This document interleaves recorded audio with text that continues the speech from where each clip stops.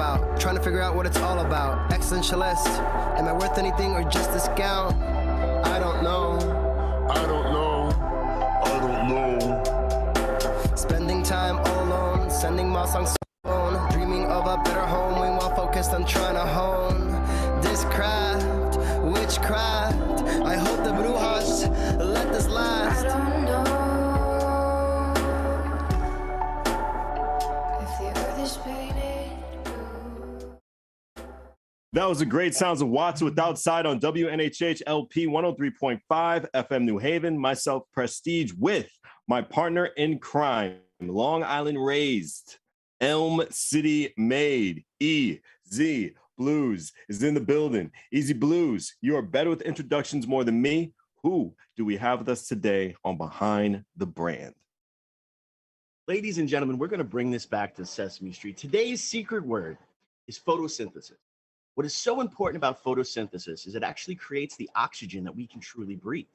And is by far, without oxygen, we don't live. This is why photosynthesis is so important. Now, where does photosynthesis come from? It comes from things that are green, plants, not frogs, plants. By far, as we fully urbanize as a community and a world, more and more the plant life gets destroyed. And we are kind of sabotaging ourselves. But then there are people who will sit there and show the beauty of plants and show the inclusiveness of plants and show how important nature's art truly is. And not only, like, it is honestly heroic when people stand up and say green spaces are needed. So today we have an amazing guest, Anika Stewart, and she actually has part owner of the Queer Plant Shop, an amazing pop-up out here. So I want you to put your hands together, not if you're driving. If you're driving, you keep your hands at 10 and 2, because we don't want any accidents, but mentally put your hands together for the amazing Anika Stewart and the Queer Plant Shop. Hello, welcome. Hi. How are you? Thank you for having me. Of course. Thank you so much for being here, and thank you so much for all you do. Now, you don't technically have a storefront. You are living in a pop-up type of world right now. Can you Yes. explain to the listener at home, playing the home game, as I like to say, what exactly a pop-up is? So pop-up is basically when we bring all of our materials, we bring a shop to wherever this pop-up event festival is being held. We bring tables, we have a tent, we bring decor items, we bring tablecloths, we bring all of our plants, we bring every merchandise that we have, signage, etc., and we kind of pop up shop. Where does this idea come about? For the shop or to do pop-ups? For the shop and then to do pop-ups. Let's make it a two-parter question. Okay, cool. So to do the shop, my partner, Georgina, who unfortunately is not feeling well today, had to sit this interview out, always wanted to open a plant shop. We sat down when we found that we had about 200 plants each in our respective apartments. And we were propagating, and we just had so many plants. And Georgina said something along the lines of wanting to open a shop someday. So I remember it was in the middle of the pandemic, and I said, well, why can't we? I mean, there's people who are no smarter than us, right, who do amazing things all the time. So why can't we? And so we sat down. I remember we were at a Thai restaurant on Chapel Street in New Haven, and we made a business plan. We made a shared iPhone note and made a business plan. So we started getting on propagating our plants and making them ready for sale and research, a lot of research. I imagine. And then, you know, just like with any idea, you have to keep an open mind, right? So we didn't have a definitive end goal for our shop, just to, one, never let it become something grueling, never let it become something that we didn't enjoy, because, mind you, during the pandemic was pretty much a very dark time for a lot of people. And it was for us too, in our mental health. And so we were like, we cannot make this a job. Obviously it is a job, but we can't make this something that's like, you know. So yeah, we had no set business plan, Hmm. and we let it evolve as it did, and we're so glad that we did, because we started now incorporating art into it, because I'm an artist, I'm a fine artist. Hmm. And so now we are really working towards making art installations, which last year we did an art installation. If anybody goes to Barracuda Bar and Grill downtown New Oh, I Haven, love that we place. Yeah. made we made that giant plant wall that was outside last year. This year we did Really not do the awesome. plants, but we Uh-huh. really we put our all into it. That's my favorite project. And we just did one outside of Possible Futures Books on Edgewood Ave in New Haven. So Nice. anyway, yeah, that's how, and it's just rolling into really exciting things and dipping our hands in everything that we possibly can. And as far as pop-ups go, as a fine artist, I have been coordinating art shows and pop-ups since 2018. Mm. So after Your Queer Plant Shop was birthed, of course, I was like, oh, we're adding this in here. Who doesn't want plants and art and food and drinks, you know? So yeah, So everything started to happen really organically and beautiful. right. And always, always, always with our friends. Mm. Easy. You want to touch on that? Well, no, I love actually the fact that you're also a visual artist, and I kind of alluded to that in the intro, where plants is nature's really first work of art.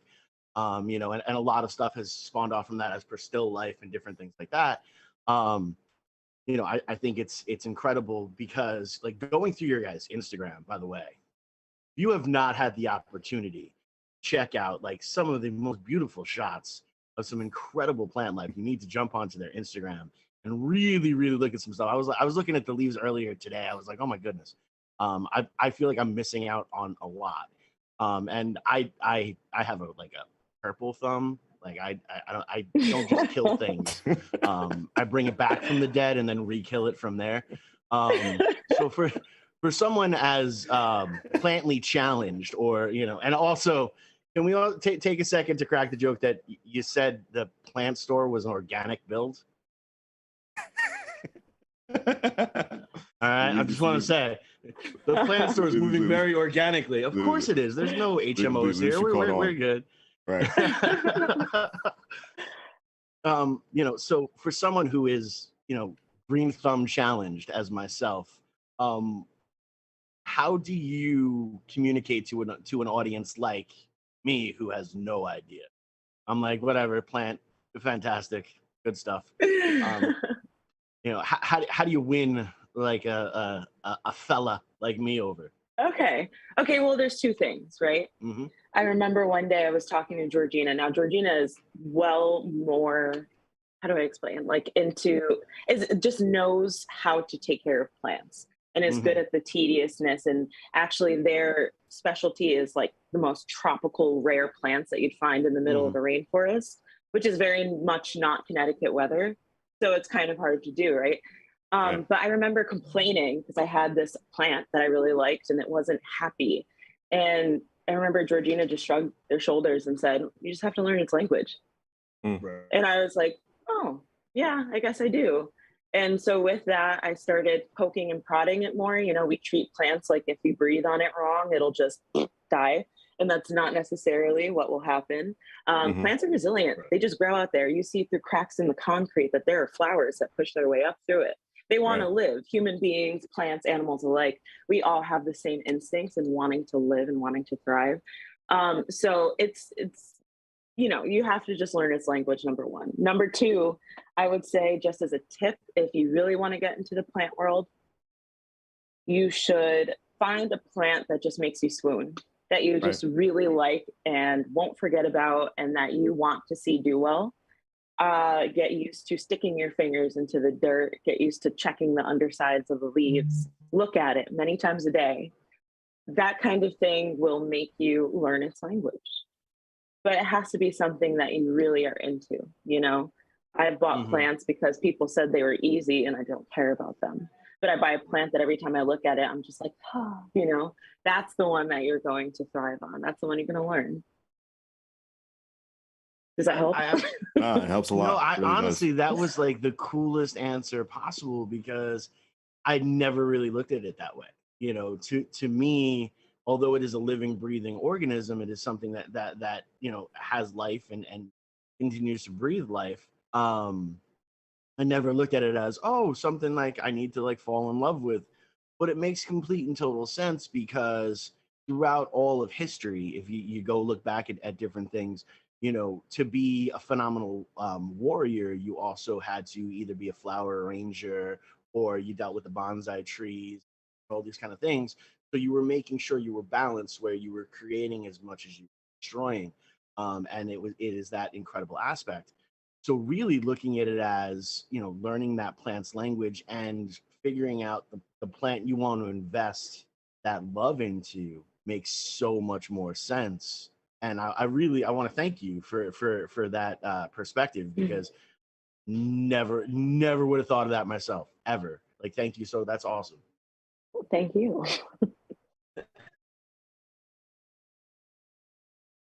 So as you're continuing to grow and push through everything that you're doing, um, um what are some of the struggles? Well, what is it like, because you guys started during the pandemic aspect, so obviously there was those little steps and stumbles to grow up through there. But we're hearing that a lot of businesses came up through that and were able to grow. So what is kind of your experience growing through that time?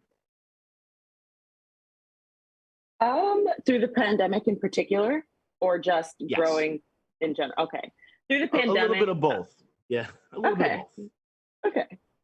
Okay. Through the pandemic, again, like I said before, it was just more like we cannot make this something that's a stressor. And you can say that all you want, but it's going to become a stressor when you care about it.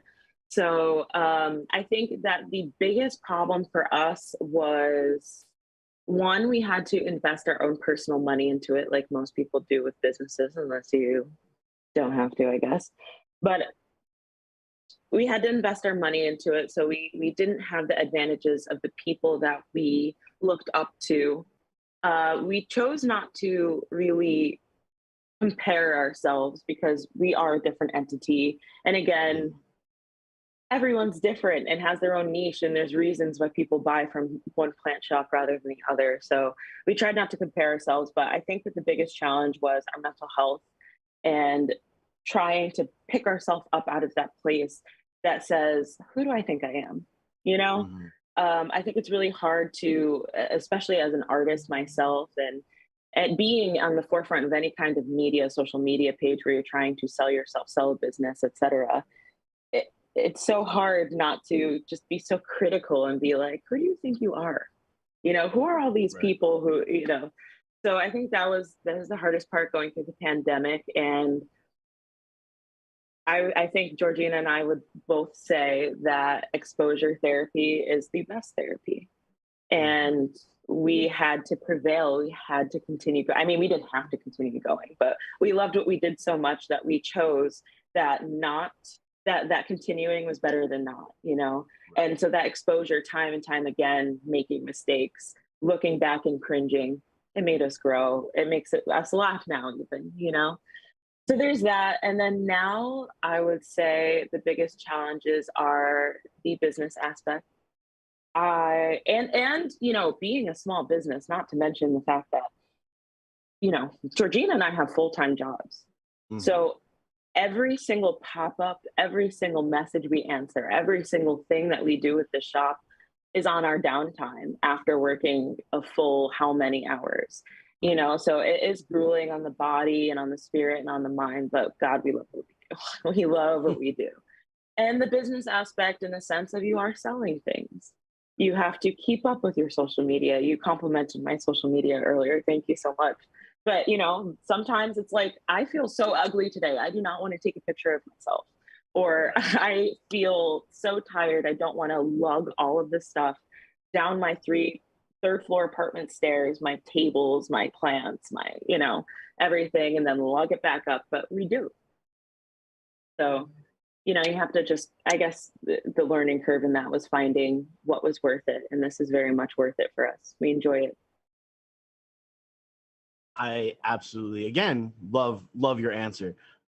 Because the reality of it is, when you move forward and you're doing something like this, for a very long time, it is a labor of love, and it's the thing that you need to continue to funnel into and continue to nurture. Very similar to like what you were saying with plants.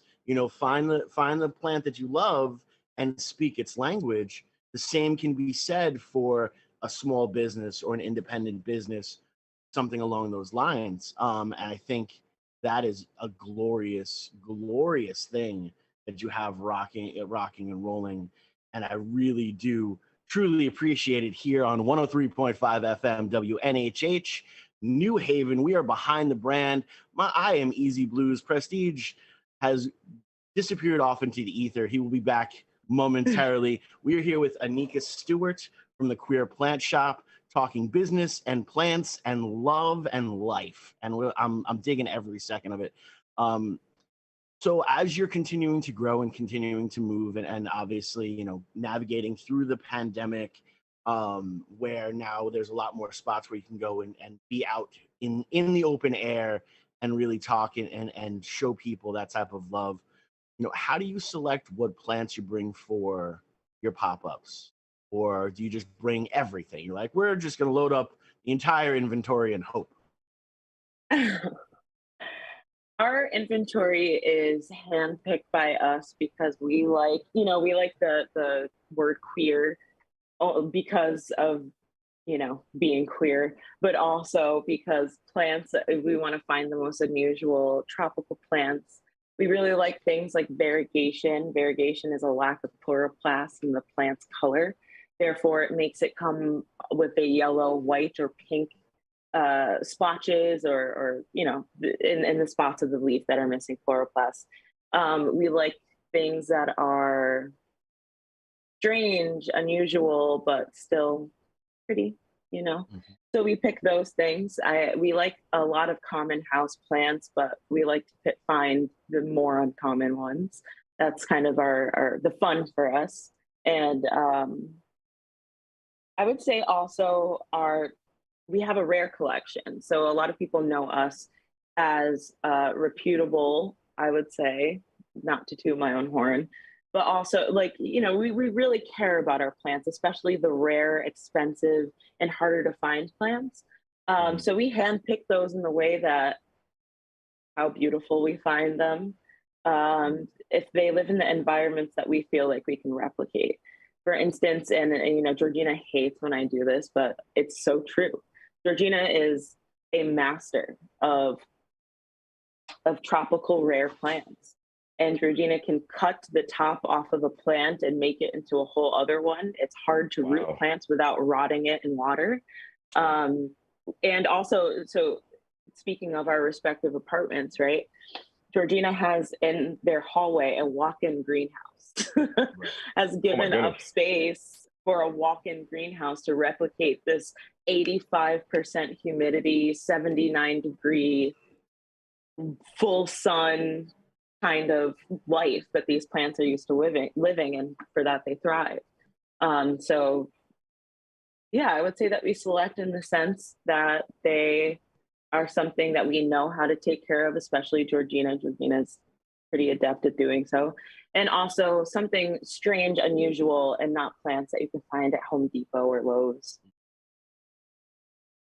I love that you openly addressed it, because that was one of my questions is, why the name, the Queer Plant Shop, and I absolutely love that it's the double meaning, because a lot of people don't really realize that there's a lot of beauty in our language and there's a lot of ugliness in our there's a lot of terms that have been made ugly by ignorant people, and I love that you guys have stepped forward and for very social norm aspects, but also to claim it as we have plants that are a little bit different than out there before. So you're getting people to think, which one of the hardest things in the world to do.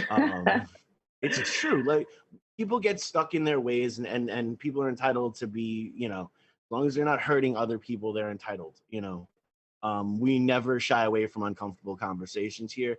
So at the end of the day, you share as much or as little as you want to share, and we love every aspect.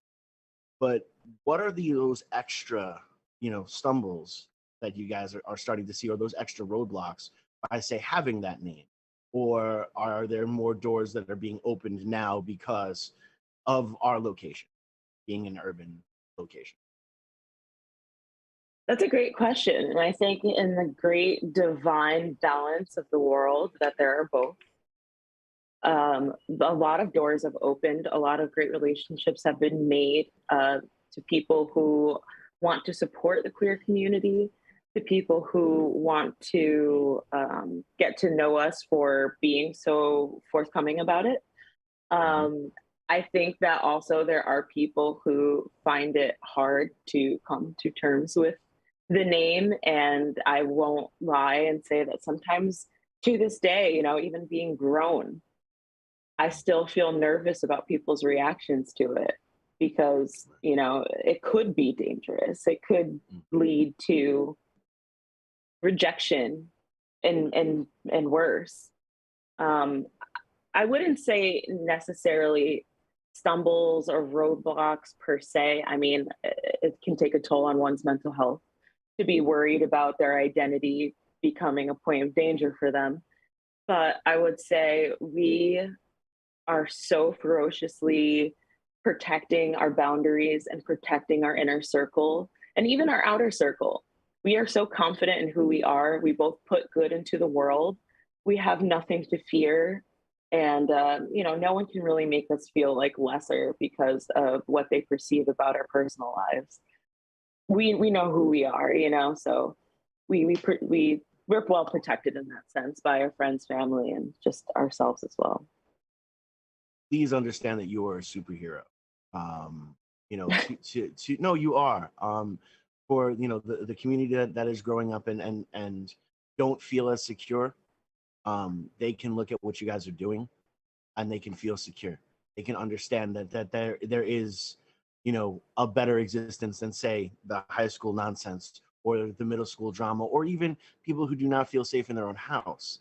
Where you guys, and you said it so beautifully, and control your circles so that and you make sure that you're breathing through positivity and setting boundaries. Boundaries are so important for mental health for everyone, and we come through a society that states, and I grew up in an Italian household. You can tell by my last name, no matter what, it's family. But sometimes family can be the most toxic. And that well, it's just who they are in their family. You have to be able to set that boundary of like, no, they're family, but my mental health is a lot more important. And I love that you're doing that, and I love that you're owning it, because you guys owning it and going through that is opening up so many more doors and so many more hearts for the generation coming up. And having some people in that generation coming up, I am truly appreciative of. Thank you. Hey, Nice. Prestige, welcome back. Hey, buddy. what's going on? How you What's been? going on? What's going on? I've been good. I've been good. I didn't want to interrupt. The interweb's been evil to me during this whole broadcast, but I'm kind of back on. I'm learning a lot right now, and I didn't want to just intervene. But Anika, what are some of upcoming events that you got going on with the Career Plant Shop? So you will find us at New Haven Pride in September. I believe it's the 19th, but if you want to stay on our Instagram page, that will tell you for sure. We just, like I said, completed an installation at Possible Futures Books on Edgewood Ave in New Haven, which you can go by and see our installation, and also go get some awesome books from an awesome person. That is due to open very soon this week. I believe that store is having its grand opening. And next Sunday, we will be at East Rock House for a pop-up. Thank you for asking. Sounds definitely. Definitely sounds really exciting. Do you believe that there are different plants for certain people? Definitely. I definitely believe that. I think it's one, what you look at and what you like. I think also it's the environment in which you keep. But even then, I don't know. I'm very different with my plants, and I find than Georgina is, for instance. I like to really put my plants through the ringer to make them strong. I'll let them stay a little drier and a little hotter, and whereas Georgina's very doting on there. So I think it's also, like I said before, plants are resilient. So you can learn their language and they'll learn yours as well. But I think also the environment that you keep your house. For instance, if you have a big sunny window in your living room, then get a plant that is full light. Some people like big leafy things, and some people like colorful flowers. So it's some people like to garden for sustenance, for food, and would rather do that than own house plants. So I think it's just finding your niche, finding what makes you happy. They say different temperatures with plants. If it can get too hot, will it ruin the plant? If it get too or some plants have to stay in cold temperatures only? Explain to me for the average person. Okay, yeah. Most plants, it depends on where the plant is indigenous to, right? Because most plants grow outside on their own. That's how they came to be, right? So wherever you're getting the plant from is where this plant needs to be, temperature, humidity wise, and even light wise, right? So if I have a plant that's from a rainforest, one of the most common house plants is called the Swiss cheese plant. It's quite big, has holes in the leaves. I'm sure you've seen it before. It's called a Monstera deliciosa. That is from the rainforest. It's a big plant that climbs up the side of mountains and likes full sun and super humidity. So oh my God. you'd have to, but it's not that hard either, because I live in Connecticut, which is kind of by the ocean and has a more humid, environment. So a monstera can survive inside of our house, not as well as it would inside of a rainforest, of course, but it will survive, and you can tweak your environment to be able to mimic that. For instance, we heat our house in the winter, therefore my houseplants survive all year round. When it's in the ground, it's different, especially every place in the world has something called a hardiness zone. And you can look that up. You can just Google it and see what plant takes what hardiness, what temperature it can take, when it needs to come inside, etc. It does take a lot of research. And it's so funny. We always joke in the plant community that you never stop learning. You're never going to be done with saying this plant has everything it needs and it's perfect. No, you're going to find out, then you want to, give it fertilizer. And then you want to find out that you're going to find out that you have to prune it and cut it up a little bit to make it grow better. And give it a stake, which, it's like sticking a piece of bamboo or wood or a trellis inside of a plant, because if it grows up, the leaves will get bigger. There's just always something to learn about the plant. I'm just going off on a tangent. I'm sorry, but no. I'm liking it. I'm talking about it. I'm loving this. Yeah, it seems to be your guys' passion, and it seems to be what you were destined to be, was just run this plant shop and definitely give something back to the community. You ever thought about bringing in food to the plant shop, like with avocados or fruit or different other types of materials? Olive leaves. There you go. I love all of that stuff. I love trees. I've grown a couple avocado trees myself and even sold a couple in the shop. But I think our excitement comes from those tropical rare weird things, big leafy things that don't necessarily produce fruit. But we are starting a garden next spring, so that might turn into something else. We just want to get our hands dirty and figure out what comes about, That's a thought, though. Now you planted that seed, and we'll see what that rolls into. Well, I'm happy I definitely did point that idea out.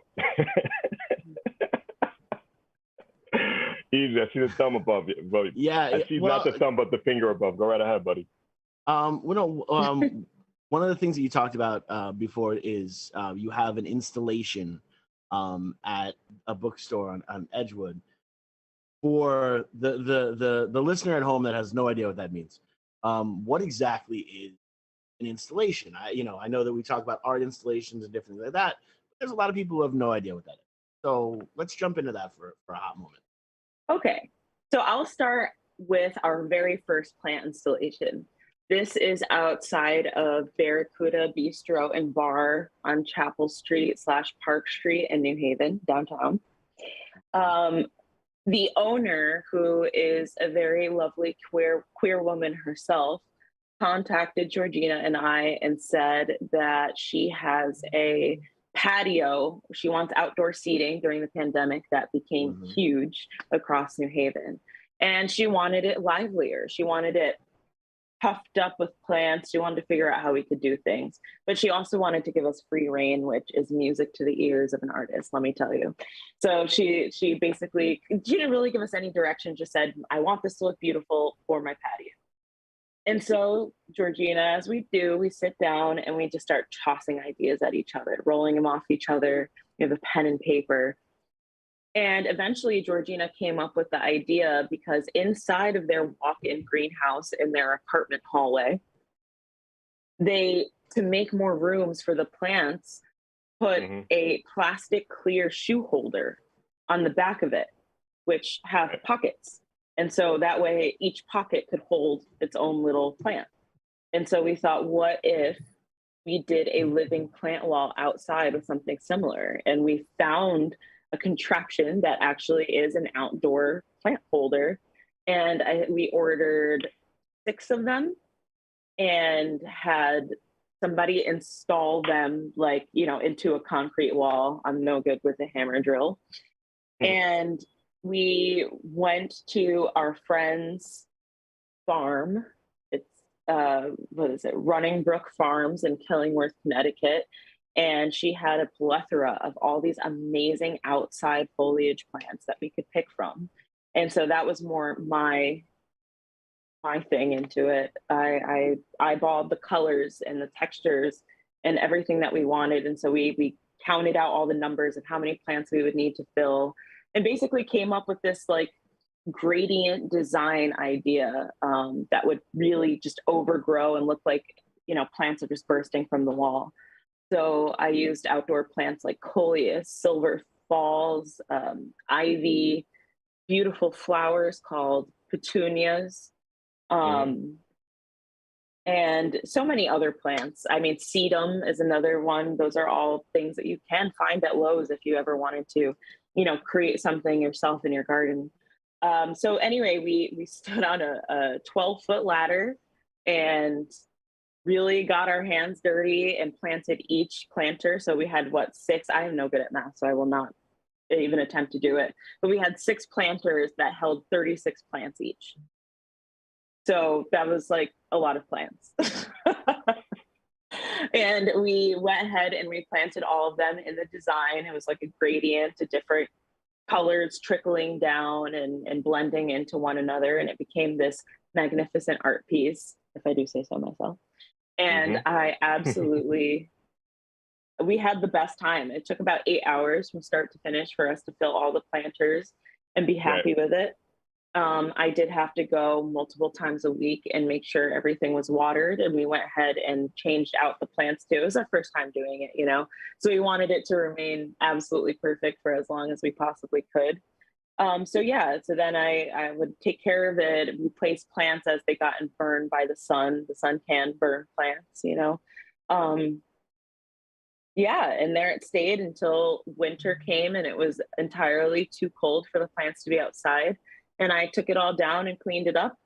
And this year, the owner, Sonia, went ahead and planted her own mojito garden. Barracuda is known for their delicious mojitos. So she planted her own mojito garden and it looks awesome.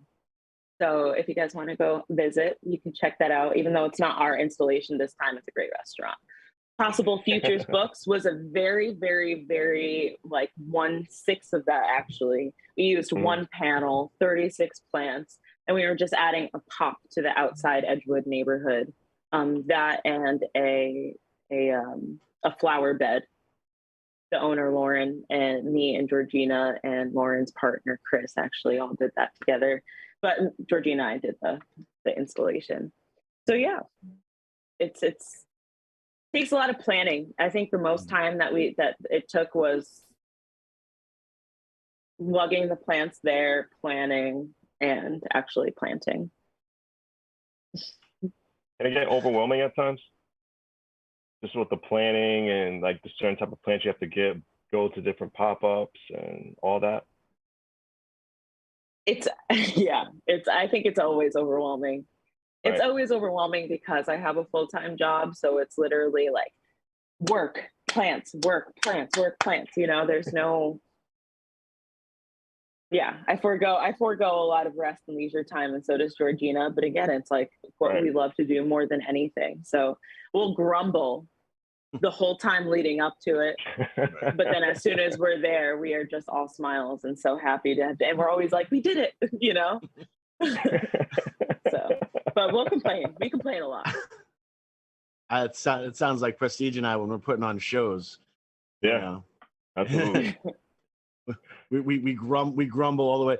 Oh, it's horrible. No, and then once the show's on, we're like, yay, it's a good time. And I don't mean these shows because we put together like music events and different like that. And Right. you always when you do something like an installation or something live, no matter how well you plan, and your plan has to be like so well, because in the live aspect, something's going to go wrong. So it's amazing to have a great plan. Oh, definitely. And something Especially- always does go wrong. Always. I think also just the physical labor aspect of it too is like, if you see people at pop-ups, know that they carried all of that crap out there. They built it all up and they're taking it all down and they're putting it away when they get home. And they do it multiple times a week. You know, it's crazy. I'm sure you guys do too. If you're putting on live music events, there's a lot of equipment, heavy equipment. Yeah, yeah. It's all right though. Preston can lift 375 pounds, so it's fine. All right. He does it with his pinky. It's an amazing sight to see. You can help us next time. Definitely on WNHH LP 103.5 FM New Haven, myself, Prestige, and my partner in crime with the boxing stance, Long Island Raised, Elm City made, EZ BlueZ is in the building. Anika Stewart is with us for Your Queer Plant Shop in New Haven, Connecticut. Anika, you ever thinking of bringing like children's programs for the Queer Plant Shop? Having them know about plants and exploring that world? You know, we've never thought about that, actually. We never thought about bringing children into it. I think that would be a great thing to do. We often do encounter children with parents who encourage their exploration and their plant growing. So I think that would be something that would come quite easily to us, in the sense that, you know, kids come over all the time and want to see the leaves and ask us about it and what is that, and my mom has one. So yeah, it's a good question. I just see you guys doing like little workshops with the kids. I think would be pretty cool. I've been looking through like a lot of stuff on your site throughout the broadcast, and it's very great stuff that I see with the plants. I'm seeing heart-shaped plants. I'm seeing cactuses with flowers on them. It takes a lot of work and just preparation just to do what you guys have to do. Are there certain plants for a type of season? Do you only have some plants during the spring? Do you only have some plants during the fall or sometimes in the winter? There are definitely plants that are like that. Again, that Right. goes with like the hardiness zone that I was talking about earlier, Absolutely. but also, you know, Sorry about that. what the plants need. But as far as our indoor plants, not really. No, most of these plants that we have do love full sun and uninterrupted sun rays. There's so much magic in the sun's rays, not just for human beings, but for plants and animals and everything in between, right? So what you would do if you have, you know, your indoor tropical plants that can only survive in more warm weather, you would slowly condition your plant to be able to go outside in the warmer months. You'd bring it outside for maybe 2 minutes a day for a couple days of the week, and then maybe 5 minutes, and then an hour and then you can kind of leave them outside as you will until it gets cold again. But for the most part, it's mostly outdoor plants. Like for instance, our installations that we do, we like to use plants that can last from spring through summer and early fall. And then after that, there's not very many foliage plants that we have in this area that can last through a Connecticut winter. It's quite cold, frozen. You get rough. It could definitely get rough. It could definitely get rough, and especially in Connecticut. Northeastern snow is no joke. But when it comes to that, let me just transition into that answer. What stuff do you do to take care of the plants in the wintertime between this late December till early March type of vibe? Like, what stuff do you do to take care of those plants, be in preparation because of that? That is a great question. So in the winter months, we have heat, artificial heat, right? And that can dehydrate a room so fast. So I would suggest buying a humidifier, buying a good humidifier that can even read the humidity in the room. You can keep that on all day long, or you can run it for a couple hours in the day. This will ensure that your plant's leaves and soil are not too dry due to the heat that you're pumping through your house. It's quite dry. It really dehumidifies the room. I would also say if you don't necessarily want a whole humidifier in your room, you can get creative with how you leave water in your spaces, because precipitation will really help. You know, if you just leave like for instance, this is what I like to do. I go to Savers and which is a thrift shop in our area, and I'll get a metal bowl or plate, and I'll put my favorite gemstones in it, like rose quartz or quartz, and I'll fill it to the top with water. And this way, moisture will precipitate from that into the air and just create more moisture and more humidity in the room without actually having something like jutting out water all the time. Especially because I like to keep my plants in my art studio. I can't have all of my canvases that wet. So I like to leave out these and it's really pretty too, to have like a bowl of water and gemstones kind of around. So it serves a dual purpose in decor and for keeping things moisturized. So I would say, to go back to your question, I would say to make sure in those winter months when you do have that artificial heat, while you still might have the sun from your windows, you need to make sure that you have moisture in the air for them to continue to thrive. Fair enough. Easy, anything you want to add? Well, the one thing also during those winter months, there's a lot of darkness and stuff out there. I know that kind of from a mental health point of view, there are these UV lamps that are phenomenal for a human being that wants to increase their vitamin D aspect. Can you use those type of lamps as well on some of these plants, or do you suggest just letting the natural light and stuff take over? I suggest absolutely buying those UV lamps. They have red and blue bulbs all along the inside. Sometimes you can buy a white light that is specifically for plant lights. It has a certain amount of of rays that it's giving your plants. I would say, one, it makes your room look cool because red and blue together give this like cool purple glow in the room. Two, it'll keep your plants very happy. We do need the sun rays, even as human beings, vitamin D is so important. So I would say absolutely you can invest in those. I, for the longest time, wanted to resist it because of my light bill.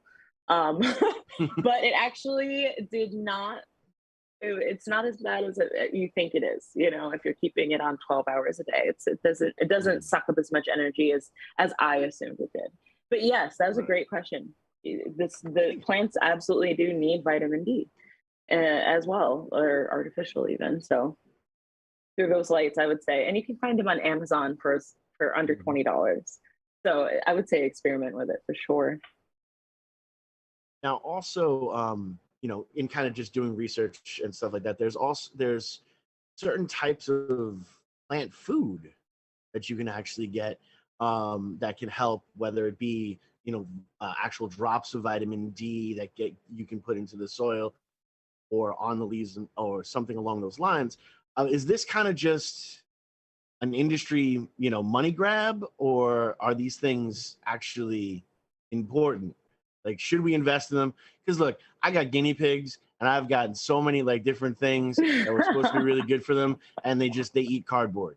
That's what they do. Right. You know what I mean? Yeah. So like, if I'm going to invest in a plant, I don't want to jump in and buy like everything and then realize like I needed a toothbrush and a high five. You know what I'm saying? Yeah. I definitely get that. I think there can be money grabs. I think with anything, there's higher and lesser quality things, and you can do your research to figure it out. However, plants are living, complex things, so there are a lot of factors that go into a plant's well-being. Food being one of them. I think fertilizer is super important. However, you can make your own by creating a compost. I think that, like, for instance, so this is the things that I see in the plant community that I'm in a lot, and things that I even do. People are collecting rainwater, collecting living water from lakes. This has more nutrients in the algae and the animal parts and bug parts that are found in that water. This will feed a plant. This is the natural habitat of the plant, right? To have living things to fertilize it with. So you could do that. I think also the soil is a huge thing. A lot of people, myself included, wanted to fight paying for good soil and knowing that there was a difference in it. But it's true. If you have a bonsai tree, somebody mentioned a bonsai before, you did.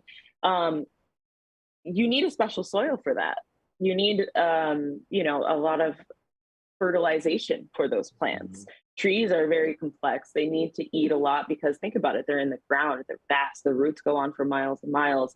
They grab a lot of nutrients and food from the soil and from things like that. So for instance, my bonsai trees that I have are sitting in a mixture of like soil, volcanic rock pieces, and river pebbles, etc. This kind of aerates the soil so that the roots won't sit in water and rot, but also provides a lot of nutrients for the plant as it's there. So there's a lot of money grabs out there, but also there's a lot of things that do go into having a happy, healthy, thriving plant, and feeding them is one of them. That is awesome. Unfortunately, the Apollo curtain is starting to be pulled upon us. We want to give these last couple of minutes to you, promote all of your social medias, the next spot where you are going to be. Please drop that again. And, hopefully people can reach out to you for questions about these soil questions and anything that you've heard on the show. Is it cool that they reach out and talk to you about some of these topics? Absolutely. We tell everybody that we meet, send us any inquiries, any questions, any concerns that you have on our Instagram page or on our Facebook messengers, and we'll absolutely answer to the best of our abilities. Thank you.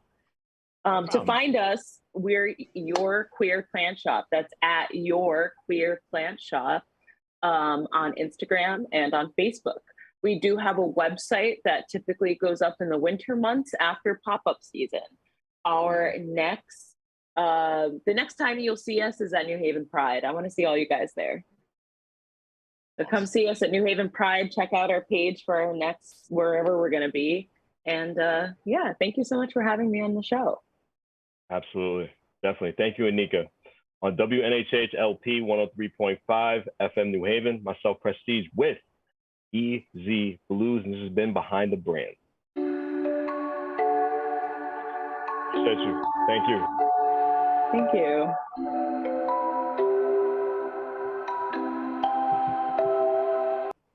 Wondering what to write about, trying to figure out what it's all about. Existentialist, am I worth anything or just discount?